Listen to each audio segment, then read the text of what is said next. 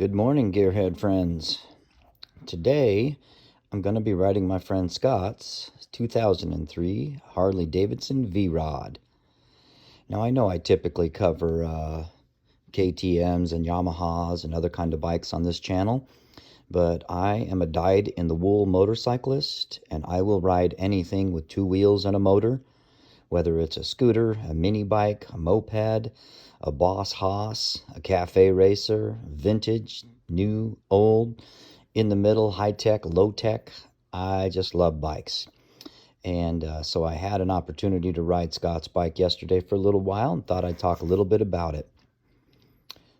To start with, the styling of a V-Rod is, in my opinion, kind of timeless.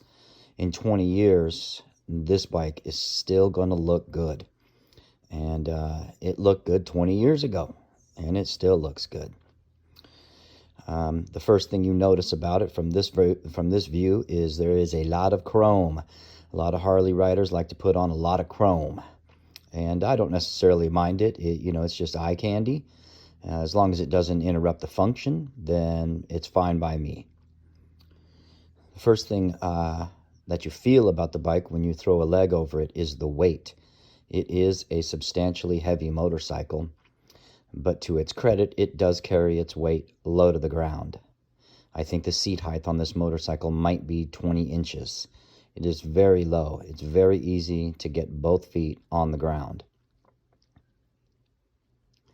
When you start taking corners with it, you really start to understand how heavy the bike really is. And that can be kind of off-putting to folks. But once you get used to it, it's not so bad, and it makes the motorcycle feel like a locomotive, which is also kind of what it's designed after. It kind of looks like a locomotive. It's kind of Art Deco. It's pretty cool, though. The next thing is this riding position.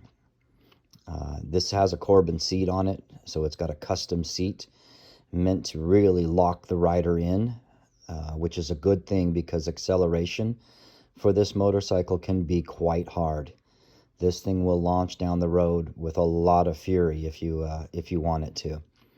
I was riding it pretty conservatively, like I do anybody's bike that are kind enough to let me ride their motorcycles. I do not abuse them, and I do not exploit them, unless, of course, somebody asks.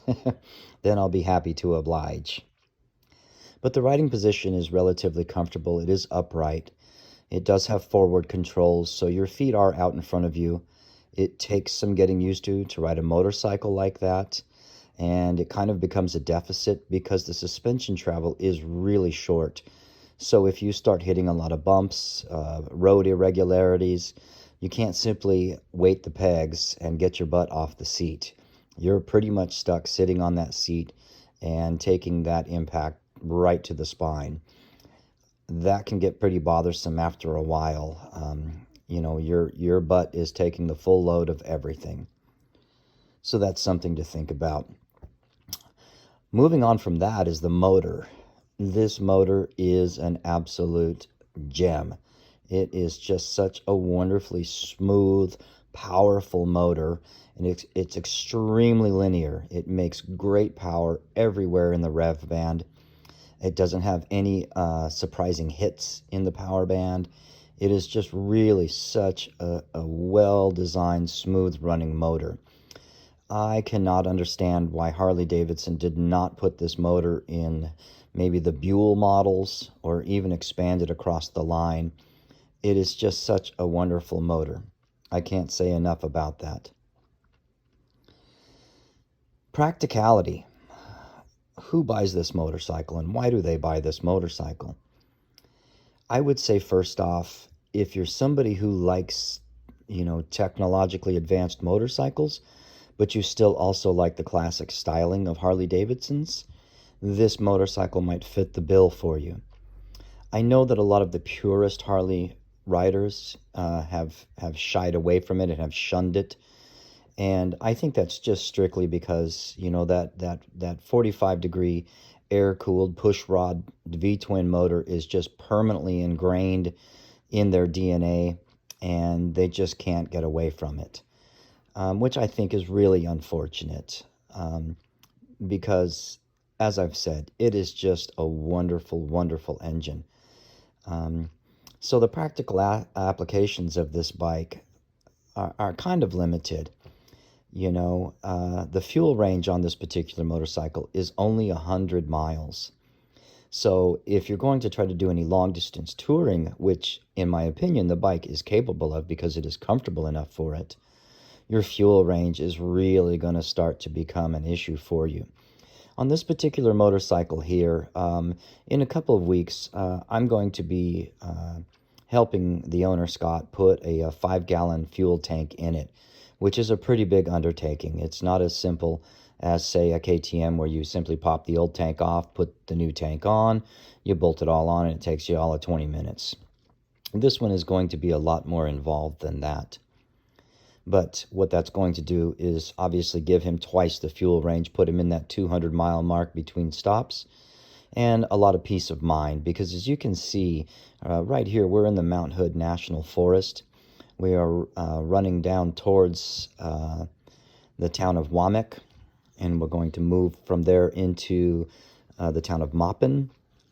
We're going to ride along the Deschutes River for a while, and then we're going to come back northwest to the town of Duffer and head back over to Highway 35 on the backside of Mount Hood National Forest. I did this, I did about 3/4 of this ride on my KTM 390 Adventure, and I only stopped for gas just because everybody else was, and I got tired of not putting any gas in. Otherwise, I could have done this whole loop on a single tank of gas. Whereas with this bike, we stopped, I think, 3 times because we were obviously concerned about the timing between gas stops. So you always start finding yourself getting fuel at any opportunity, just in case. You never know. So it could make a good touring bike with the addition of a larger fuel tank. I know that they make some really nice saddlebags for this bike. I know Scott has those bags. And if you're comfortable with the riding position, you could ride this motorcycle all day. The last thing is I'd like to thank Scott for letting me ride this motorcycle. I did have a ball on it. Like I said, I will ride anything with 2 wheels and an engine. I just love motorcycles in general. So for those of you that only tend to concentrate on one particular riding type, one particular motorcycle, you may not like videos like this, but again, I like them all and I will happily ride them all, which is what I'm doing here. So thank you for watching, and be good to each other. Until next time, keep that helmet side up, people.